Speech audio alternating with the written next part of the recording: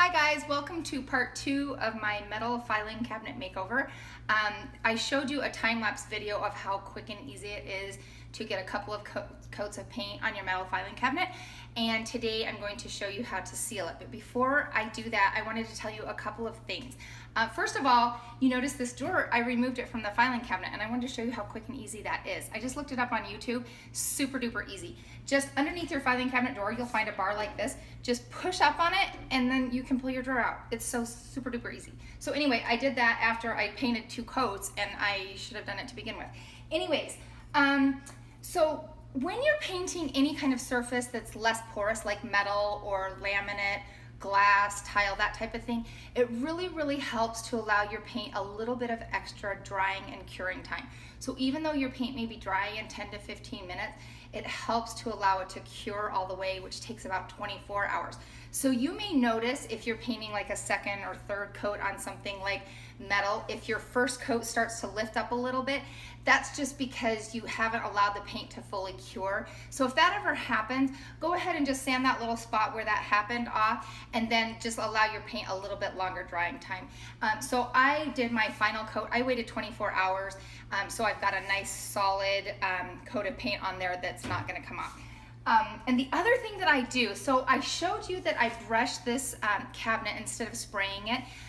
A lot of times people think the only way to get a super smooth modern finish is to use your chalk paint in a sprayer, but I wanted to show you can totally do it with a brush as well. You still use your same regular hashtag or crosshatch strokes, but once your paint is fully dried and cured, take a 400 or higher grit sandpaper and just go back and forth on your piece. You're not rubbing hard, you're just kind of doing this back and forth motion, and that's going to smooth out your any brush strokes or anything like that, and it's just going to be a nice, beautiful, smooth finish. So now that we've got that out of the way, I wanted to show you how easy it is to wax it. So I'm going to use Frösch Premium Finishing Wax in clear.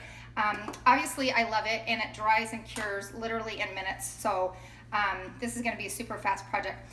So I'm going to be using my round waxing brush, and I'm just going to butter the end of my brush like so. I just want a thin layer, not too thick of a layer, and I just realized I don't have my waxing cloth. So I might have to pause. I'm gonna have Casey go get the waxing cloth while I show you how quick and easy this is to do.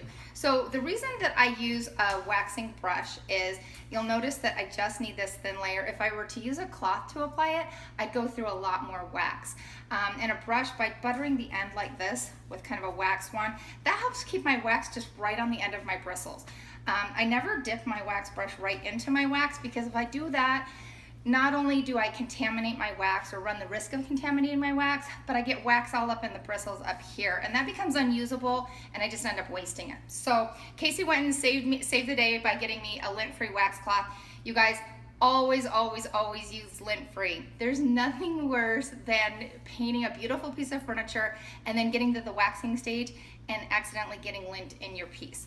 So, okay, so now that I've got the end of my wax brush buttered with wax, I'm just going to go back and forth on my drawer like so.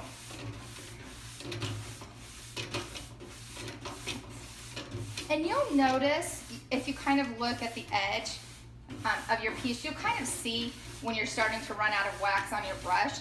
And if you need to put a teeny bit more on, you should be able to get about this surface area, which is about a square foot, with one loading of your wax brush. But if you do seem to run out, go ahead and put a little bit more on. Just kind of get around the edges like this. And once you've got all your whole drawer waxed, just take your lint-free wax cloth like so, and then you're going to remove any excess. Now there's 3 ways that you will know when your excess wax is removed. The first one is where you still have wax, it's going to feel a little bit tacky. As you go to remove it, your piece will no longer feel tacky, and you'll also notice that your cloth will start to glide a lot more easily. It kind of won't grab anymore. So that's 2 ways. And then the third way is you'll start to see your surface kind of shine up, and that is the buffing stage. So once you start to see the surface starting to shine, that's when you want to stop, because you don't want to buff just yet. Buffing is awesome, and you will do that at the very end when your whole piece is waxed and any excess wax is removed. That's when you want to buff, and that's when you kind of decide how shiny or not shiny you want your piece.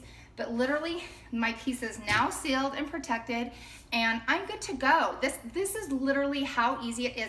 Not only is it sealed and protected, but it's already starting to cure. So this will be cured within about 10 minutes. So there you go, guys. Stay tuned for the total after. Here's a sneak peek of what we're doing with the handles and stuff. How awesome is that? Thanks, guys.